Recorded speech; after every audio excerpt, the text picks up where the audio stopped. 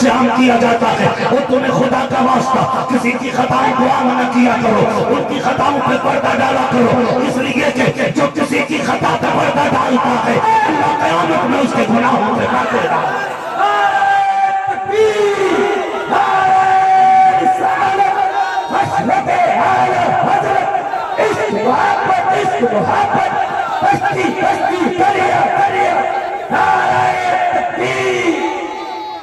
بڑی بات ہے کسی کے عیب چھپا دینا، بڑی بات ہے کسی کی خطاؤں پہ پردہ ڈال دینا، بڑی بات ہے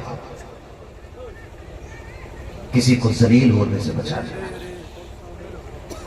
اور یہ اللہ کے رازوں میں سے ایک راز ہے پردہ ڈالنا، یہ اللہ کے رازوں میں سے ایک راز ہے۔ اب بتاؤں میں آپ کو کیسے۔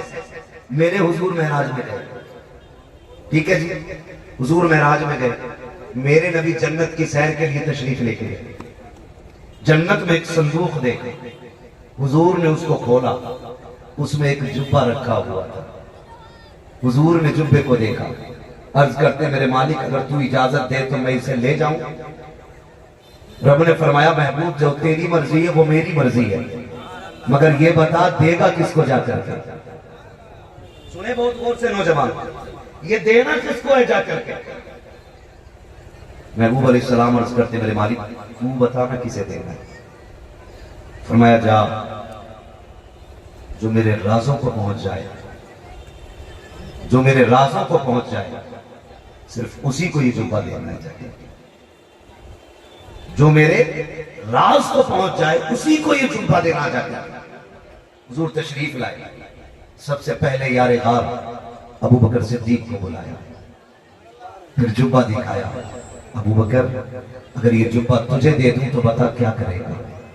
ابو بکر صدیق کہتے ہیں آقا اگر یہ جبہ مجھے دے دیا جائے نا تو میں پوری کائنات میں صداقت کو عام کر دوں گا۔ محبوب نے فرمایا بات تو بڑی ہے لیکن رب کے رازوں کو نہیں پہنچی۔ سننا بہت بات تو بڑی کی ہے میرے یار تو نے، لیکن تم رب کے راز کو نہیں پہنچے۔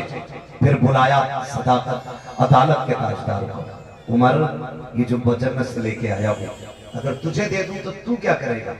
کہتے ہیں یا رسول اللہ اگر یہ جبہ مجھے مل جائے نا پوری کائنات میں عدل قائم کر دوں گا۔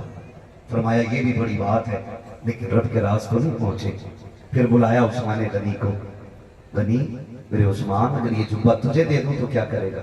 یا رسول اللہ اگر یہ جبہ مجھے دے دیا جائے گا تو پوری کائنات میں سخاوت عام کر دوں گا، پوری کائنات میں سخاوت عام کر دوں گا۔ اللہ اکبر، جانتے ہو پھر باری حضرت علی کی آئی، فرمایا علی اگر یہ جبہ تجھے دے دیا جائے تو کیا کرے گا؟ عرض کرتے ہیں یا رسول اللہ اگر یہ جبہ مجھے مل جائے نا تو میں مخلوق کے عیبوں پہ پردے ڈالنا شروع کر دوں گا، تو میں مخلوق کے عیبوں پہ پردے ڈالوں گا۔ فرمایا تو رب کے رازوں کو پہنچ گیا۔ پھر وہ جبہ ابو بکر حضرت علی کو دیا گیا۔ حیرت ہوتی ہے آج چوک میں کھڑے ہو کے پارسا بنتے گئے، کسی کو ذلیل کرنے کو سب سے بڑی ہم پارسائی کہتے ہیں۔ خدارا بچے ان چیزوں سے، کسی کے عیبوں سے پردہ نہ ہٹائیں۔ اللہ توفیق دے تو پردہ ڈالیں، پردہ ڈالیں، جس کے جو جی میں چاہتا ہے بول جاتا ہے۔ ہمارے مزاج کا مجمع نہ ہو تو ان سے برے لوگ کوئی نہیں، ہمارے مزاج کے مطابق بندہ انعام دے دے کھڑے ہو کے تو شرابی بھی ہمیں اچھا لگتا ہے، من مرضی کے مطابق فیصلے سنا دیے جاتے ہیں۔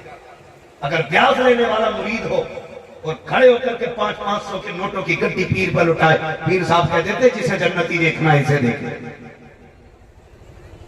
ہاں جی، من مرضی کے مطابق فیصلے سنا دیے جاتے ہیں، جس کو چاہتے ہیں جنتی کر دیتے ہیں، جسے چاہتے ہیں جہنمی کر دیتے ہیں۔ یہ میرا کام نہیں، یہ خدا کا کام ہے، یہ خدا کا کام ہے، اور مخلوق کو حق نہیں پہنچتا کہ وہ کسی سے حساب لے کھڑے ہو کر کے۔ حساب کا دن ایک اللہ نے مقرر کیا، حساب اللہ لے، آپ حساب لینے والے نہیں، آپ किसी को जलील करने वाले नहीं। बिश्र हाफी को पड़े देखा, किसी मुरीद ने जाके मुर्शिद से कहा सरकार मैंने फला शख्स को शराब पी के नशे में पड़े देखा है। हजरत ने छोटा उठाया, लाठी लेके दौड़ लगाई। वो मुरीद समझ रहा था जाके शायद तमाचे लगाएंगे, जाके लाठी से मारेंगे, क्यों उसने शराब पी है। गए जाने के बाद अल्लाह अकबर, आपने कहा जल्दी कर पानी लेकर के आ। पानी लगाया, बिश्र हाफी के चेहरे को पानी से धुला और धुलने के बाद वहीं पे चेहरे पे उनके रुमाल डाल के कपड़ा डाल के आ गए, अपने कपड़े डाल के आए। और आने के बाद खानकाह में सारों कतार रोने लग जाते हैं। लोग कहते हैं मेरे मालिक मुंह मैंने साफ कर दिया है, अपने कर्म से दिल तू साफ करवा दे। अल्लाह अकबर, इतना कहना था, रोते रोते रात गुजर जाती है। कहते मैं फजर ताज्जुद के वक्त उठा और उठने के बाद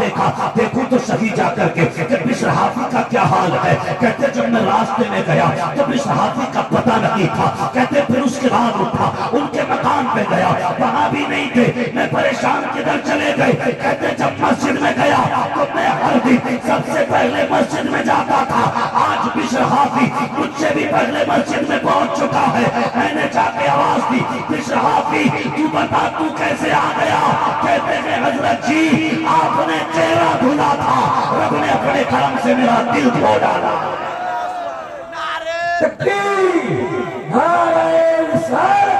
मसलके आला हजरत बस्ती करिया नारे तकबीर। नौजवानों, सबसे पहले तो ये बात याद रखनी है, हमें किसी के ऐब आम नहीं करनी, ऐब आम नहीं करनी। दूसरी बात मैं कह जाऊं, अभी रमजान शरीफ का महीना, कुछ बातें ना बड़ी अजीब लगती है, वो करते ही अजीब हो इसलिए लगती है। किसी ने पोस्ट डाली थी सोशल मीडिया पे, यार कोई कह दे कब्रिस्तान वालों से कि एक बार ईद मुबारक कहने के लिए आ जाए। ये पोस्ट डाली गई, सैकड़ों कमेंट लाइक उस पे लगे। लोगों ने कहा वाह क्या इश्क है इसका अपनों से। मुझे हैरत हुई, हम कब्रिस्तान वालों से ईद मुबारक सुनने के लिए बेताब हैं। घर में बूढ़ा बाप बैठा हुआ है, उसे एक बार ईद का सलाम करने तैयार नहीं होते, एक बार उसे सलाम करने के लिए तैयार नहीं। कहते कोई कब्रिस्तान वालों से एक बार आके ईद मुबारक कह जाए। मुझे सच बताओ, अगर कोई मुर्दा कफन के साथ कब्रिस्तान से निकल आए तो ईद मिलोगे उससे? क्या कंडीशन होगी समझ सकते हो? पूरी बस्ती खाली हो जाए कि अगर एक निकल आया, चाहे वो तुम्हारा दादा ही क्यों ना हो। लेकिन लफ्जों का दौर है, इसको दिखा रहे चले गए यार मुबारकबाद देने वाले। क्यों दुनिया मर गई है? और जिन्हें जाना था चले गए, जो है उनकी इज्जत, जो है उनकी कदर कर लो। फेसबुक पे, व्हाट्सएप पे, सोशल मीडिया पे बैठा पड़ा ईद मुबारक, ईद मुबारक। मेरी तरफ से आपके, मैं बुरा ना मानिएगा, लाखों लोगों ने हमें ईद मुबारक के मैसेज किए होंगे, लेकिन देख के दिमाग में सबसे पहले ख्याल आया ये हजरत को तो ईद मुबारकबाद दे रहा है, ये आला हजरत जो घर में बैठे हैं उन्हें भी ईद मुबारकबाद दी कि नहीं? मुझे बताया जाए कंडीशन हमारी देखे। पहली बात तो हमें यही नहीं पता ईद का मतलब क्या, ईद होती क्यों है, क्यों होती है ईद? जानते हो क्यों होती है ईद? अल्लाह सलामत रखे। हम तो ये समझते हैं रमजान गुजर गए भाई, रोजों से बच गए, हो गए पूरे, चलो ईद करो। नहीं, ईद इसलिए हम लोग मनाते हैं कि रब का शुक्र है उसने रमजान के सदक़े में हमारे गुनाह माफ फरमा दिए। हमने इस महीने का एहतराम करके रोजे रख कर रब से गुनाह बख्शवाए हैं। अल्लाह ने हमें बख्श दिया है, इसका मतलब ही है। अब अंदाजा लगाइए, बुरा ना मानो, عید اس لیے منائی گئی کہ ہمارے گناہ معاف ہوئے ہیں، لیکن جانتے ہو جب 27ویں شب آتی ہے اس رات سے لے کر کے عید کی صبح تک پوری قوم پورا جوان مارکیٹ میں لگا رہتا ہے، ایک وقت کی نماز کی فرصت لگی ہے، تراویح چھوڑ کر کے شاپنگ ہو رہی ہے، نمازیں چھوڑ کر کے جوتے خریدے جا رہے ہیں، اللہ کو ناراض کر کے کپڑے خریدے جا رہے ہیں۔ جو رب کو ناراض کرے اسے حق حاصل نہیں ہے کہ وہ نئے کپڑے پہنے، اسے حق حاصل نہیں ہے کہ جو وہ نئے جوتے پہنے۔ ہم نے کتنا ستم کیا ہے، بہن بیٹیوں کو لے کے بازار میں کود پڑے۔ عید تو اس لیے منائی گئی تھی کہ اللہ راضی ہو گیا ہے، لیکن باہر میری قوم تیرے طریقے پر قربان جائے۔ ہم نے مارکیٹ کے اندر بیٹیوں کے کپڑے خریدے تو ایسے کپڑے تھے جن میں بدن دکھ رہا تھا، ماں کے لیے کپڑا خریدا تو جس میں بدن دکھ رہا تھا، بہنوں کو ننگا کر دیا۔ مجھے بتاؤ کس علاقے کی عید ایسی ہے جس میں بیٹیاں بے غیرت بن کے گھر سے نہ نکلی ہوں؟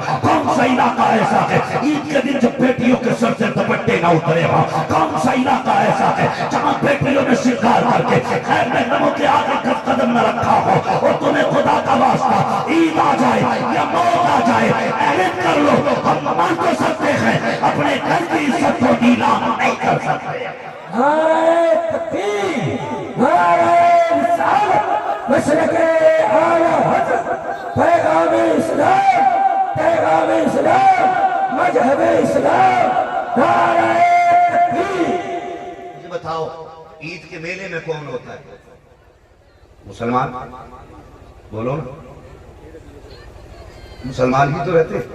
عید کے دن جو دکانیں کہیں کہیں پہ لگتی ہیں یا کہیں گھومنے پھرنے کی جگہ ہے تو زیادہ تر کثرت سے مسلمان ہی ہوتے ہیں اس میں۔ بولو نا، ڈر کیوں رہے ہو؟ میں کسی کا ہاتھ نہیں اٹھوانے والا، میں کچھ سمجھانا چاہتا ہوں، سمجھانا چاہتا ہوں، اور ہاتھ اٹھوانا بھی نہیں چاہتا۔ میں ہاتھ نہیں اٹھواؤں گا آپ سے، مرضی ہے آپ کی، میرا تو یہ عقیدہ ہے، ہمارا کام بتانا ہے، عمل وہ کرے گا جسے خدا توفیق دے گا، سیدھی سی بات۔ ہاں، عقل مند وہ ہوتا ہے جو دیوار پر لکھی ہوئی بات سے بھی نصیحت حاصل کرے۔ یہ ضروری نہیں ہے امام غزالی آئیں گے تبھی ہم مانیں گے، جبریل آ کے سمجھائیں گے تبھی مانا جائے گا۔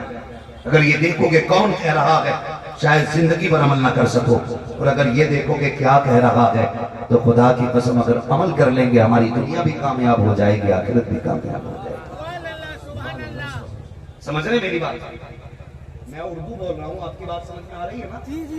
ٹھیک ہے، ایسا تو نہیں ہے کہ تھوڑا مشکل لگ رہا ہو۔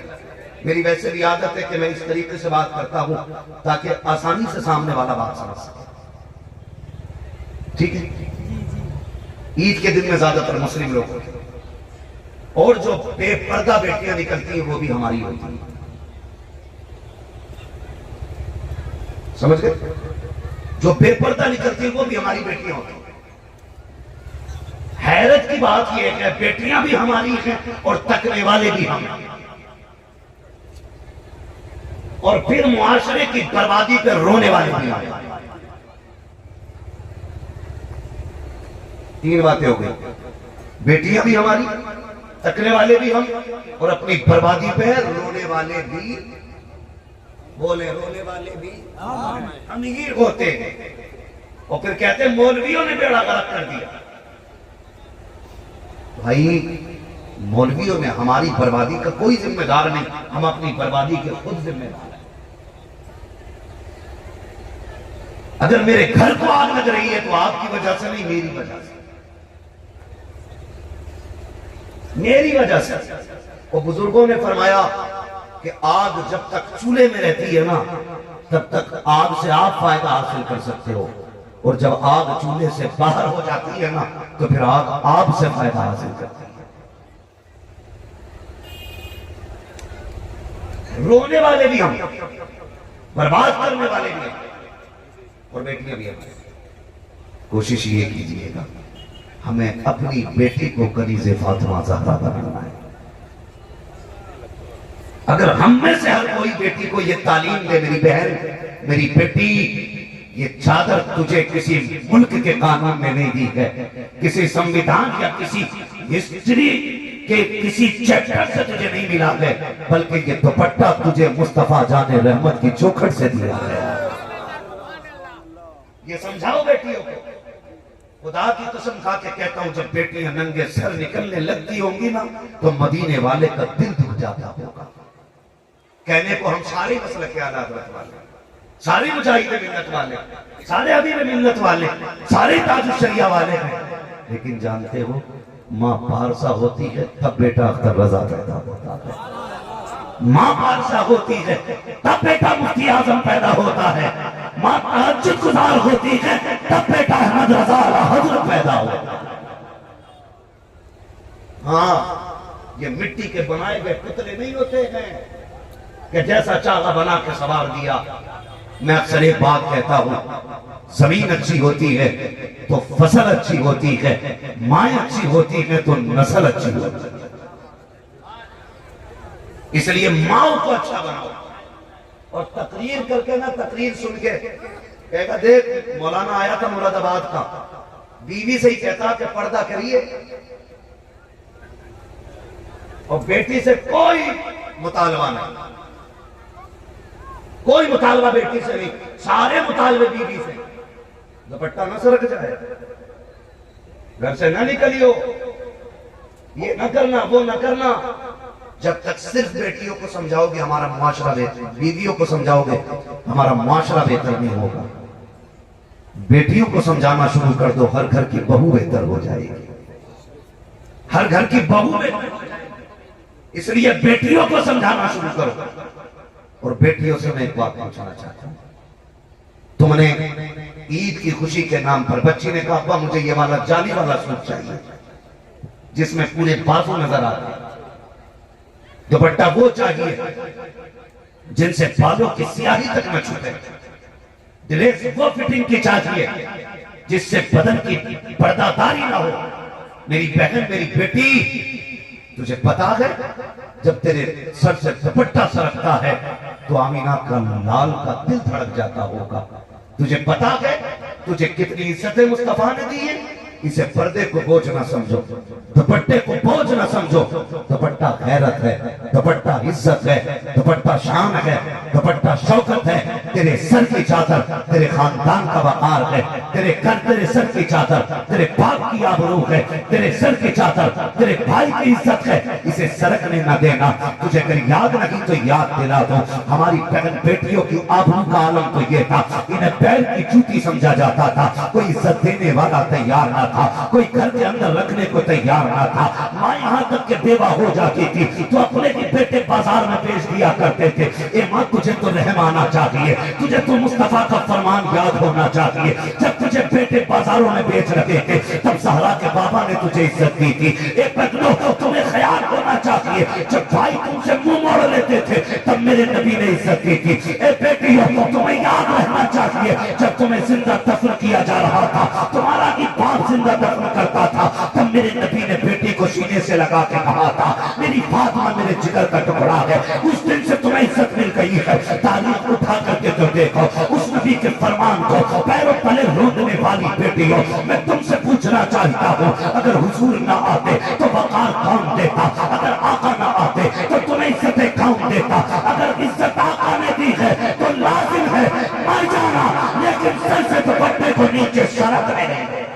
نعرہ تکبیر، نعرہ رسالت، مذہب اسلام، پیغام اسلام، خلیج فاطمہ، نعرہ تکبیر۔ چلیں اور آگے بولو تھوڑی دیر، تھکے تو نہیں ہیں؟ جتنے لوگ سننا چاہتے کہہ دے ذرا یا رسول اللہ۔ جی ہو سلامت رہو، اللہ برکتیں عطا کرے۔ سنیں ذرا بول سے، میں ہمارے ہاں بہار بنگال میں اکثر یہ دیکھا جاتا ہے بھائی کہ جلسہ کم ہوتا ہے میلہ تگڑا ہوتا ہے۔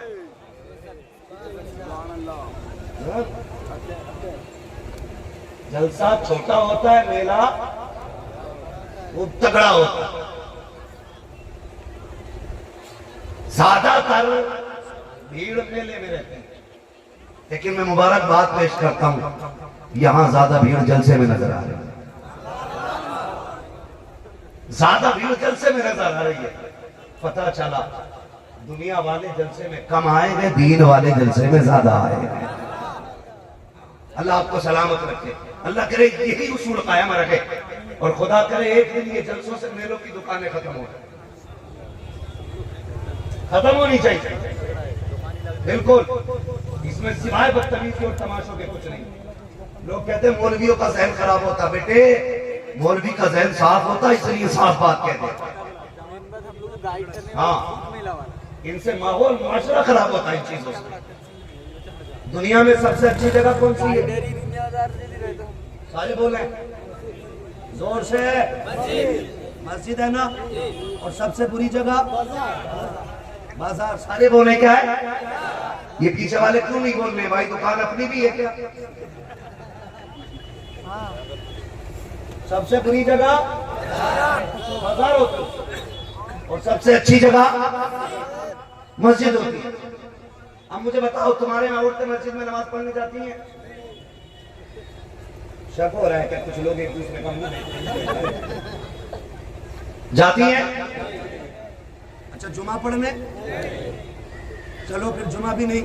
عید پڑھنے جاتی ہوں گی؟ نہیں جاتی نا. یہ اپنی مرضی سے نہیں جاتی ہے, اسلام نے اجازت نہیں دی ہے. زور سے کس نے نہیں دی ہے؟ یہ پیچھے والے لوگ مجھے ان سے ڈر لگ رہا ہے. یہ بول کیوں نہیں رہے؟ اگر میری بات سمجھ پا رہے ہیں تو بولیے. اپنی مرضی سے نہیں جاتی ہے, اسلام نے اجازت نہیں دی ہے. سارے بولے کس نے؟ اب مجھے بتاؤ اسلام اتنی اچھی جگہ مسجد جہاں ہر وقت خدا کی رحمت برستی ہے, وہاں جانے کی اجازت کیوں نہیں؟ صرف اس لیے کہ اگر مرد عورتوں کا اختلاط ہوگا تو وہاں گناہ کا شائبہ ہے, گناہ ہو سکتا ہے, خطا ہو سکتی ہے. اگر گناہ ہوا, اگر کوئی بیٹی کسی عیب سے منسوب ہو جاتی ہے تو بیٹی کی آبرو چلی جائے گی. اس لیے اسلام کسی بیٹی کو مسجد میں جانے کی اجازت نہیں دیتا. مجھے پتا جس اسلام کو بیٹی کی آبرو اتنی پیاری ہے کہ مسجد میں نہیں جانے دیتا, وہ کسی میلے بازار میں بیٹی کو جانے کی اجازت کیسے دے سکتا؟ اپنے ماری گئی ہیں ہماری لیے میلے میں چل دیے. نہیں مولانا یہ دن نہیں چھوڑیں گے, سال میں ایک ہی بار جلسہ ہوتا, ورنہ گڈو کی امی پورا سال تانے دیں. موت بھی ایک ہی بار آنی ہے, دوبارہ لوٹ کے نہیں آنا ادھر. پھر سمجھ گئے نا میری بات؟ ایک ہی بار مرنا ہے, ایک ہی بار مرنا ہے. مرنے سے پہلے تیاریاں کر لو. مرنے سے پہلے بہن بیٹیوں کو حیا کی تعلیم دو, حیا کی تعلیم, حیا کی تعلیم. اور ہماری بہن بیٹیوں کو نا مردوں سے زیادہ بڑھ چڑھ کے حضور سے پیار کرنا چاہیے, مردوں سے زیادہ. حالانکہ یہ ہمارا عقیدہ یہ ہے کہ ہمارے بدن پہ اتنے بال نہیں جتنے مدینے والے کے احسانات ہمارے اوپر ہیں. لیکن یاد رکھیے گا, آپ اگر اپنی زندگی کے بارے میں سوچیں گے, ہماری ماں بہن ہے تو انشاءاللہ کبھی غلطی سے بھی دوپٹہ سر سے نہیں سکتے, کبھی نہیں سکتے. میری بہن میری بیٹیوں, اللہ توفیق دینا تو دعا مانگنا مالک ہمیں کنیز فاطمہ زہرا بنا دے. نوجوانوں تم سے گزارش ہے, بیٹیاں اگر آدھے کپڑوں کا سوال کریں نا تو ان سے کہنا یہ جو ننگے لباس ہے نا یہ فیشن والوں کے لباس ہے, اور جو پردے والا لباس ہے نا یہ نبی کی فاطمہ زہرا والا لباس ہے.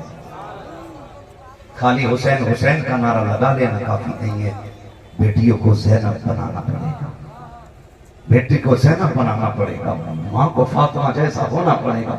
تب مزہ آتا ہے حسین کا نعرہ لگانے کا, تب مزہ آئے گا کربلا والوں کا نعرہ لگانے کا. ہم نے غلطی کی, ہم نے بے پردگی کو عام کیا. عید کے دن سب سے زیادہ بے پردہ بیٹیاں نظر آئیں, دل دکھتا ہے, دل دکھتا ہے. ایسا لگتا ہے جیسے کہ اب غیرت کا مہینہ نکل گیا. اب شریعت کے جو اصول تھے رمضان کے بعد اٹھا لیے گئے, جو اب جو جس طرح چاہے جیے. نہیں, ہمیں ہر حال میں اپنے رب کے احکام کی پیروی کرنی ہے, پاسداری کرنی ہے.